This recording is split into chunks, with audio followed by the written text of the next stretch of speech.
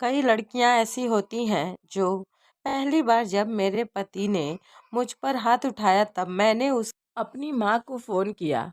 कहा, माँ, आज वरुण ने मुझे थप्पड़ मारा। मैं किचन में खाना बना रही थी, इसलिए मुझे दरवाजे का दस्तक नहीं सुनाई थी। बाद में जब मैंने दरवाज़ा खोला तो वरुण ने मुझे गुस्से में थप्पड़ मार दिया। यह कहते हुए दरवाज़ा खोलने में बहुत देर हो चुकी थी। मेरी माँ ने मेरी बातें सुनकर कहा, मारा तो क्या हुआ, थोड़ा इज्जत करना सीखो दामाद की। दिन भर काम करके घर आया और तुमने समय पर दरवाजा नहीं खोला, इसलिए गुस्से में तुम्हें थप्पड़ मार दिया, या और क्या है? और बताओ तुम कैसी हो? मैंने कहा, मैं ठीक हूँ। दूसरी बार जब मुझे पीटा गया तब मैंने अपने पिता को फोन किया और कहा, पिताजी, वरुण ने आज मुझ पर हाथ उठाया। उन्होंने मुझे सुबह 6 बजे उठाने के लिए कहा था, लेकिन समय पर मैं उसे जगा नहीं पाई, इसलिए उन्होंने मेरे बाल खींचे। पिताजी ने कहा, तुम अपने पति द्वारा दिए गए काम को ठीक से नहीं कर सकती। अगर यहाँ तुम्हारी माँ होती तो वह मुझे सुबह 6 बजे उठा देती। सुबह जरूर उठाती, भले ही वह पूरी रात जागती रहती।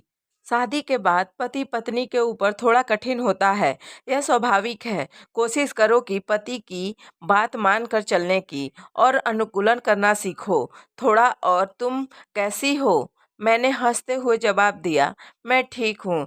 जब मैं बालकनी में चल रही थी तो मेरे पति घर आए और मुझे गाली गलौज करते हुए कहा, मैं सारा दिन घर में नहीं रहता और तुम बालकनी में जाकर मोहल्ले के लड़कों को ताड़ती रहती हो। मैंने लौटते समय देखा तो तुम बालकनी में चल रही थी और मोहल्ले के 2 लड़के सीटी बजा रहे थे, फिर भी बालकनी में ही खड़ी थी। मैंने सिर झुकाकर कहा, मैंने ध्यान नहीं दिया। मेरे पति ने फिर गुस्से में कहा, तुम्हारा ध्यान क्यों नहीं होगा? जब तुम्हें लड़के सीटी बजाते हुए देखते हैं तब तो तुम्हें अच्छा लगता है, गंदी लड़की। यह कहते हुए मेरे पति मुझे धक्का दे दिया और चला गया। मुझे लगा मेरे माता पिता मेरे दर्द को नहीं समझ सकते, शायद मेरे बड़े भाई समझ लेंगे। जब मैंने अपने भाई को फ़ोन किया तो दूसरी तरफ से भाभी के रोने की आवाज़ सुनाई दी। भैया एकदम से भाभी पर चिल्ला रहे थे और कहा, एकदम से रोने की आवाज़ नहीं आनी चाहिए। मैंने कभी उसे बाहर जाते हुए नहीं देखा। मैंने कहा कि मैं उसका पैर तोड़ दूंगा। मैंने तुरंत फ़ोन नीचे रख दिया। बहुत समय बाद मेरे माता पिता मुझे देखने आए। मेरी माँ ने मेरे तरफ देखते हुए कहा, अरे मोना, तुम्हारे माथे पर कैसा निशान है? मैंने जवाब दिया, कुछ नहीं, मैं वह बाथरूम में गिर गई थी और सर फट गया, बस उसी का निशान है।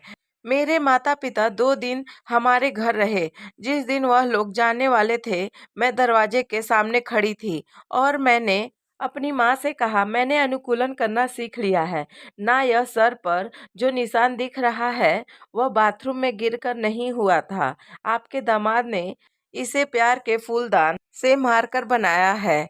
पर देखा आपने, मैंने कितनी खूबसूरती से सब कुछ सहन कर लिया। मेरी माँ रोते हुए बोली, तुमने मुझे पहले क्यों नहीं बताया? मैंने हंसकर कहा, क्या होता अगर बताती तो? माँ, आप यहीं बोलती, थोड़ा सहन कर लो और दिन के अंत में यह मेरी गलती होती। माँ, तुम्हारा दामाद बाहर काम करता है और मैं क्या सारा दिन घर पर बैठी रहती हूँ?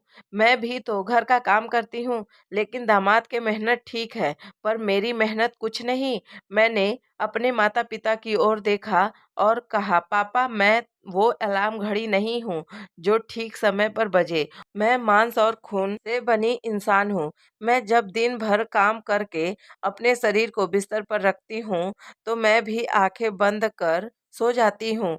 आपने मेरे सोने को गलत समझा, लेकिन जब आपके दामाद ने मेरे बाल पकड़कर खींचा तो उसको आप गलत नहीं समझे। मेरे माता पिता कुछ बताना चाहते थे, लेकिन मैंने उन्हें एक मौका और दिए बिना दरवाज़ा बंद कर दिया।